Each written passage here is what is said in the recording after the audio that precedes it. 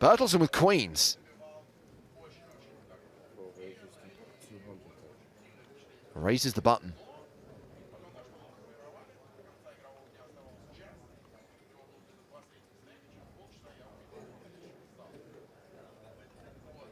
Queen 9 suited for Mustapha Kanit.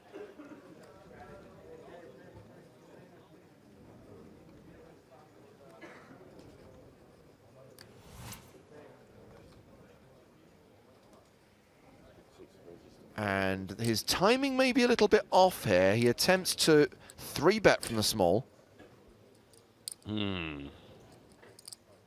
Hats off for creativity, but yeah, timing sucks.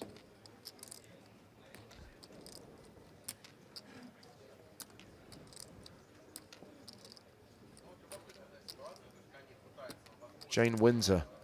Is Valentine's Day your anniversary, Matt? No, that's a different date, which I will check my diary and get back to you, but I'm pretty sure that's in June.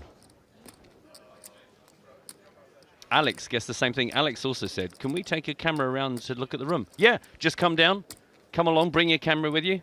Yeah, just, I mean, as long as you don't bump into anyone, yeah, go where you want.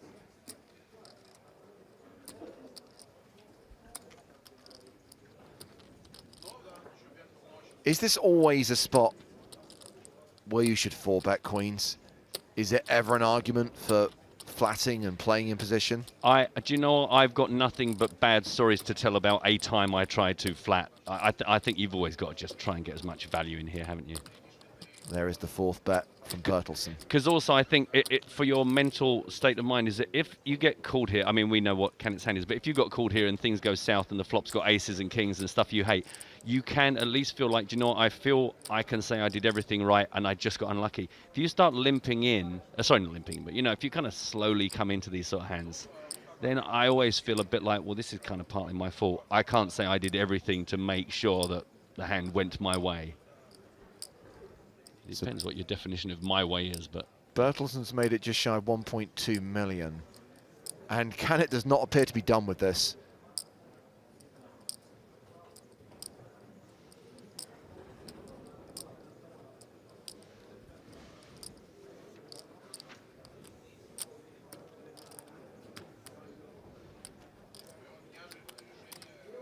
That looks like a call.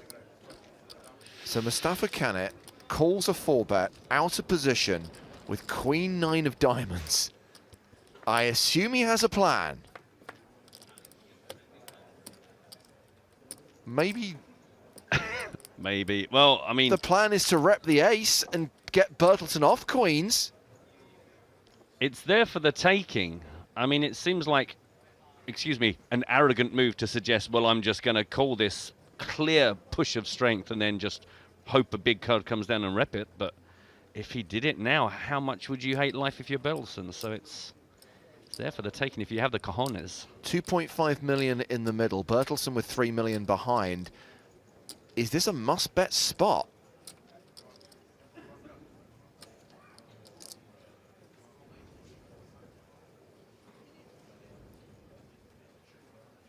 Can you imagine if Kanit now pulled the trigger and check raise bluffed? I mean,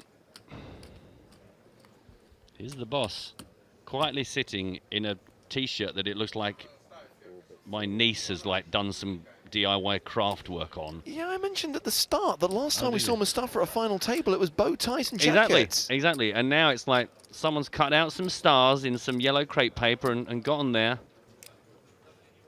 Each to their own. It's not a shirt I would bring to the party, but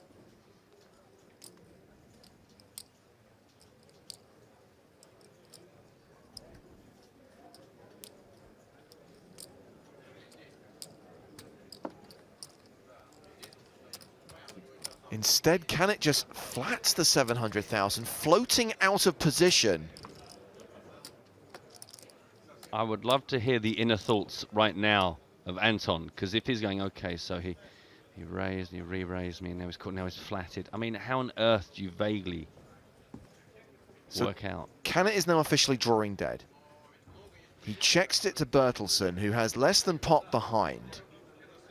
The thing is, he's drawing dead, but for some reason he feels like the player most likely to win this encounter, depending on how hard he plays this now. I'm not surprised to see Bertelsen check behind. A jack on the river changes nothing. I mean, the board gets a little bit straighter, I guess.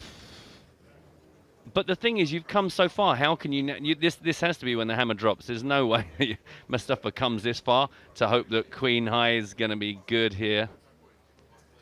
He's got to try and... You started down this path, my friend. You have to get to the end of it. I'm excited to see what he does here. This is if this gets through.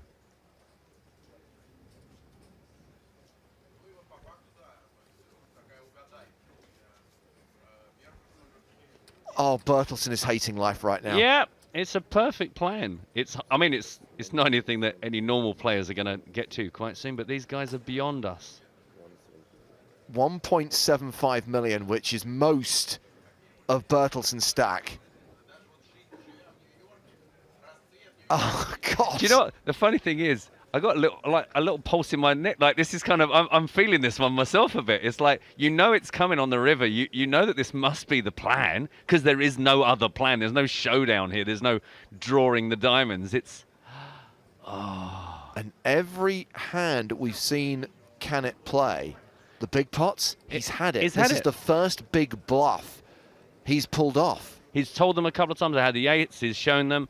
They've caught up with the stream on a couple of occasions and found it had the big hand. So maybe that's exactly the reasoning behind this move, is that he has such a solid rep for having it, and he's just going to capitalize on that.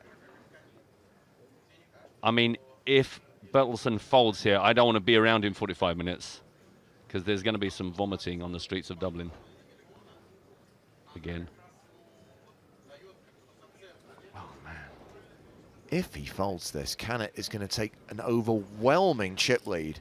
Bertelsen will be left with around 20 big blinds.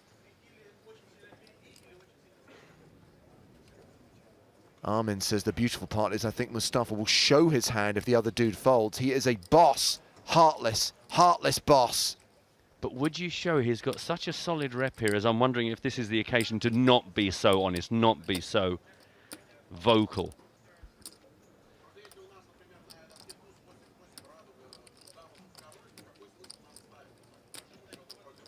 Scott Campbell saying this hand is the main reason we should have a cards up coverage. It is a treat to come in to this, to pick up the high roller on our first day of broadcast with cards up, to see this kind of action. Bertelsen looking back at his hand and he folds it!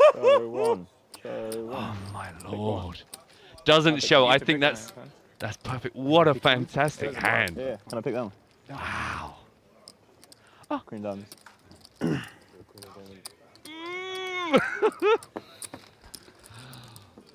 Oh, Bertelsen just got pushed off a monster. I like how you show on range there. Masterclass. Kanit is up to 95 big blinds.